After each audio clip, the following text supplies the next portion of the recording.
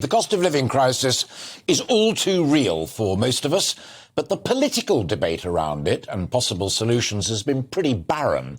Much of it has centred on finding ways to give cash to those feeling most of the pain. Peter Lilly, no wishy-washy Liberal he, called on this programme last weekend for the restoration of the £20 increase in universal credit. Labour's still banging on about a windfall tax on the energy giants. Well, the Treasury is said to quite fancy that, but Number 10, we are told, remains totally opposed. However, the evil at the pounding heart of the cost of living crisis, inflation, is a slippery customer.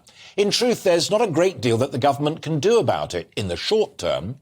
Most of the current inflation is caused by soaring energy prices, partly due to the world economy emerging from the coronavirus, and partly due to the world rightly turning its back on Russian oil and gas as a result of Putin's invasion of Ukraine. Oh, and the Bank of England must also take some of the blame. Too much easy money at low interest rates, chasing prices up and fueling rather than controlling inflation. Taxes could, of course, be cut. Many Tories are calling for that right now. And in the medium to long term, the Attorney-General, Suella Braverman, says we must incentivise investment. Profits mean more research. Profits mean more jobs.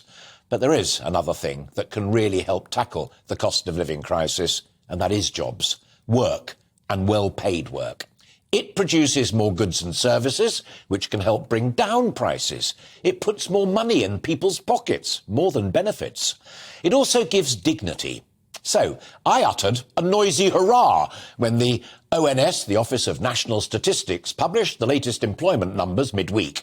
While more than ever are in work, there are a staggering number of unfilled jobs, 1.3 million of them. And that's more than the total of the unemployed.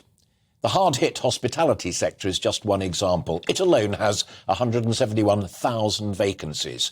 Now, as one City commentator observed, it's even better news for those who want to work. I quote, "It's a situation that's forcing employers to adopt whatever methods they can to tempt workers to jump ship." As the ONS itself put it, the Great Resignation is still very much in action, with an estimated total of 994,000 workers resigning from their current positions for new jobs. And finally, Hannah Slaughter, an economist at the Resolution Foundation, no great friend of the government, said some people are taking advantage of a tight jobs market to move roles or secure retention bonuses.